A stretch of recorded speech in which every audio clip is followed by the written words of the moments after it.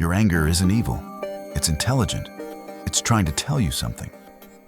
And the longer you suppress it, the more damage it does. Not just to others, but to you. This video is about rage, not the chaos, not the outbursts, not the stereotypes. We're going straight into the truth.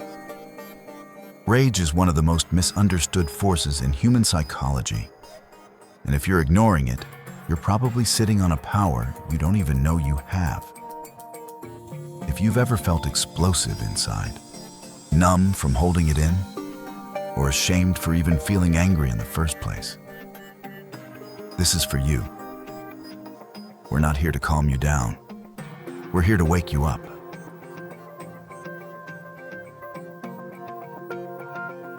From childhood, most of us are taught that anger is wrong, that good people don't lash out, that rage is dangerous, immature, shameful. We're rewarded when we're quiet, when we keep the peace, when we say it's okay, even when it's not. That training runs deep. So you start suppressing. You convince yourself that it's better to be agreeable, to stay calm, to not take up space with your feelings. You become passive or hyper-rational, or you overfunction just to avoid making waves. And what happens? That anger doesn't go away. It just buries itself deeper. It starts leaking out in other ways: anxiety, depression, chronic fatigue, or even fake positivity. You start burning yourself to keep the peace. That's not strength. That's self-abandonment. And that lie you were sold, it keeps you weak, controllable, and numb.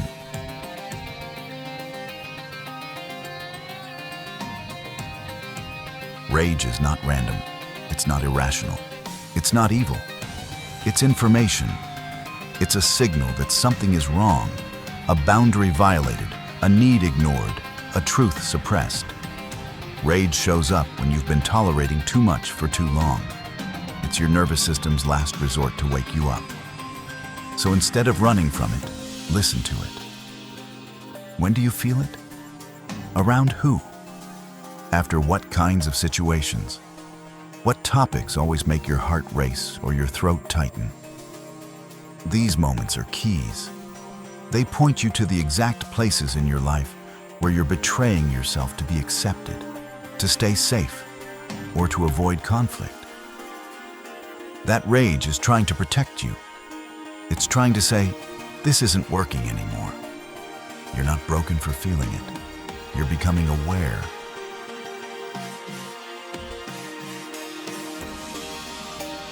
When you suppress anger, you don't get peace. You get pressure. And pressure doesn't disappear. It leaks out in ways you don't always catch at first. You start second-guessing yourself in situations where you used to be clear. You shrink in conversations just to keep the peace. You start apologizing for things that aren't your fault. That's not humility. That's a nervous system stuck in survival mode, trying to avoid conflict at any cost. And the cost is always you. Repressed rage doesn't just vanish. It gets buried deep, and from down there it starts to shape how you think, how you speak, how you move, until your life is one long attempt to stay small and keep others comfortable. But what happens when the part of you that's tired of pretending starts to wake up? You snap at minor things. You isolate yourself. You ghost people. You procrastinate or sabotage your own goals, not because you're lazy, but because deep down, some part of you resents the life you've built around other people's expectations. That quiet frustration turns into anxiety. That bottled rage turns into burnout. And now you're not just exhausted. You're also ashamed for being exhausted. That's the trap. Repressed anger doesn't make you a better person. It just makes you a quieter one. Until it doesn't. And if you're tired of the spiral, maybe it's time to stop fixing the symptoms and start honoring the root.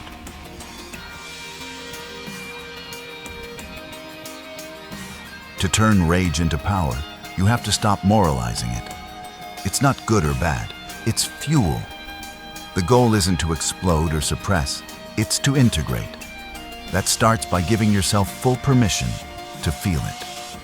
Sit with the discomfort. Let it rise. Then ask, what's it trying to protect me from? What boundary have I allowed others to cross? Where have I been silent when I needed to speak? Where am I still playing small just to be liked? Rage becomes power when it leads you to action. When you say no and mean it, when you confront what you've avoided, when you stop pretending everything's fine, when you take yourself seriously enough to stop tolerating what's killing your spirit. That's not rage taking over. That's you coming back online.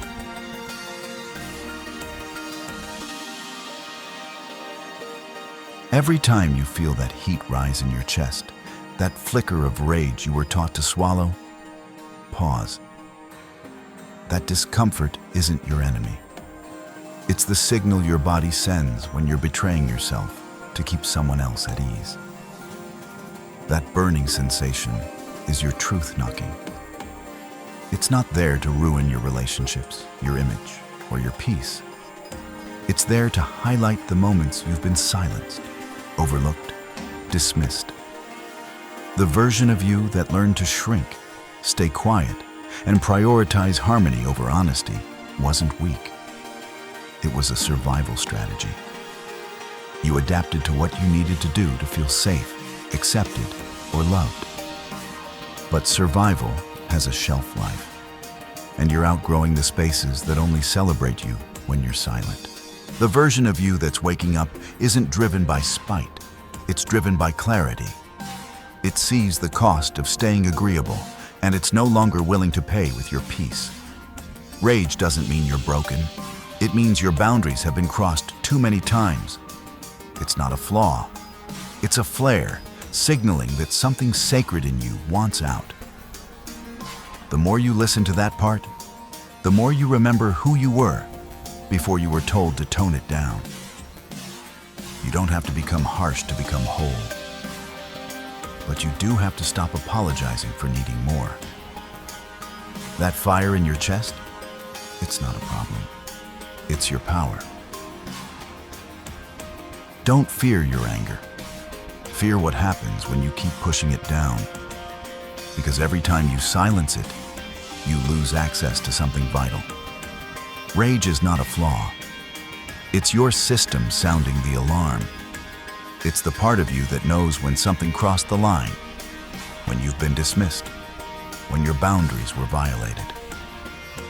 It shows you what matters and what no longer deserves a place in your life. You were never meant to numb it, laugh it off, or call it healing just because you're staying quiet.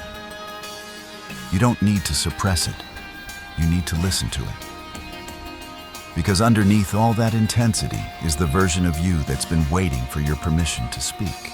If that landed, let it. Don't rush to soften it or package it into something polite. Just sit with it.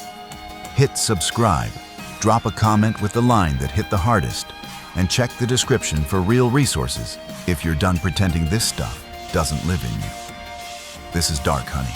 No lectures, no performance. Just the truth. Raw, real, and finally on your terms.